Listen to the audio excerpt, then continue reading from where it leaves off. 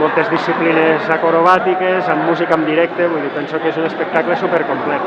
Miraves a qualsevol puesto i la gent s'estava movent i amb una actitud molt divertida. Pensaves que s'havia acabat, però encara no havia acabat i eren tots sorpreses.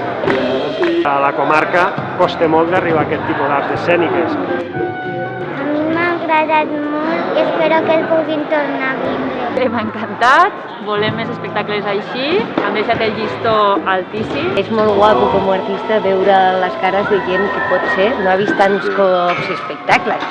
Al municipi tenim una associació que a més treballa en aquest sentit, amb el tema del circ, amb el tema d'acrobàcia, amb el tema de teles. És un reconeixement a la feina que estan fent a la comarca que es puguin portar espectacles d'aquestes característiques.